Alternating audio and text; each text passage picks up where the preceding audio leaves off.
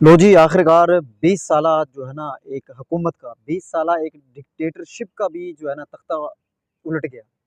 शेख हसीना वाजिद जो है तकरीबन 20 साल से, अगर उसका सारा जो टेन्योर लगाएँ तो 20 साल से वो वज़ीर-ए-आज़म थी और एक डिक्टेटर बन चुकी थी। और जो है ना आज उसका तख्ता उलट दिया गया है और वो बेचारी फ़रार हो गई है इंडिया के अंदर। इंडिया फ़रार हो गई है। तो सबसे पहले दोस्तों, मेरा जो नाज़रीन है उनसे मेरा एक सवाल है, मेरा सवाल ये है कि आप मुझे ये बताएँ, क्या किसी को यकीन था इस बात का कि एक जो जो शेख हसीना वाजिद है, उसका भी तख्ता उलट दिया जाएगा? और जो आर्मी चीफ़ हैं बांग्लादेश के, वो कहेंगे कि आपको आपके पास सिर्फ़ 45 मिनट का सिर्फ़ 45 मिनट का अल्टीमेटम है। आप 45 मिनट के अंदर, 45 घंटे नहीं, 45 दिन नहीं, सिर्फ़ 45 मिनट का उसको अल्टीमेटम दिया कि आप 45 मिनट में जो अपना इस्तीफ़ा दें और छुट्टी करें। तो कितनी बड़ी बात है। वो जनाब वो एक जेट के अंदर, जहाज़ के अंदर जो है ना इंडिया फ़रार हो जाती है। तो दोस्तों बात ये है, अब यहाँ से हमें सीखने को क्या मिलता है? अब ये देखें, पहले तो किसी को भी यकीन नहीं था कि ये शेख हसीना वाजिद के साथ भी ऐसा हो सकता है, जिसके साथ जो है ना एक स्ट्रॉन्ग उसकी मज़बूत हुकूमत है और जो है एक इंडिया की उसके ऊपर जो है ना उसका हाथ है, पूरी सपोर्ट इंडिया उसको कर रहा है और उसका भी तख्ता उलट दिया जाए, तो और वो भी अवाम उलट दे, ये सिर्फ़ अवाम की कामयाबी है। तो सोचिए कितना बड़ा एक सोचने का है।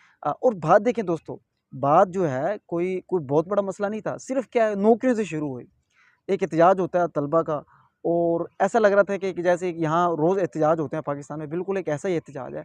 लेकिन वो एहतजाज बढ़ता कहाँ तक पहुँच गया कि पूरे मुल्क में उसको वो एहतजाज फैल गया। सिर्फ़ नौकरियों को, किसी के माइंड में भी नहीं था कि इस एहतजाज से ये जो बांग्लादेश की अवाम है इतना बाहर निकलेगी, इतनी गोलियाँ खाएगी, इतनी वो कुर्बानी देगी कि ये एक शेख हसीना वाजिद का तख्ता ही लूट देगी। तो दोस्तों इसमें बहुत बड़ा सबक है, समझने वालों के लिए, सोचने वालों के लिए।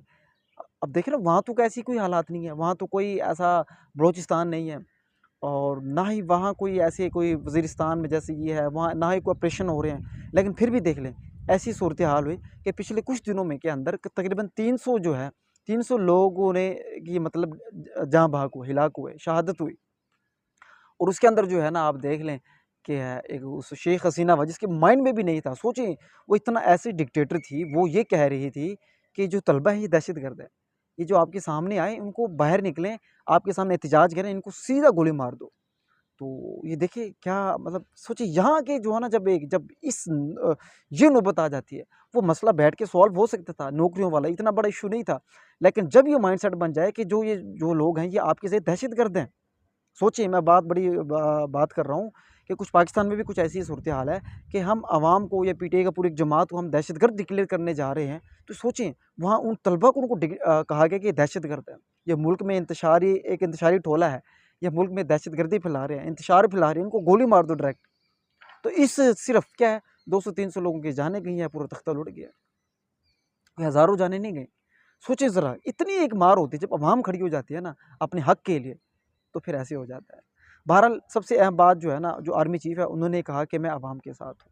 असल जो पॉइंट ये है कि जो आर्मी चीफ़ वहाँ का बांग्लादेश है वो कहता है कि मैं अवाम के साथ हूँ और अवाम अब मतलब ये सबसे बड़ा पॉइंट है। और उसको फिर अल्टीमेटम दिया वज़ीर-ए-आज़म को, भई अब बस हो गया, अब बस हो गया, आपने जितना ज़ुल्म करना था कर लिया।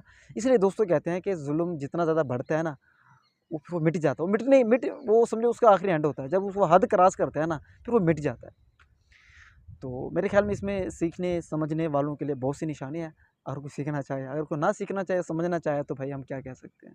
तो ये सूरत हाल थी, मैंने अपने अल्फ़ाज़ में उसको बयान किया, जो हमने सुना था, समझा था।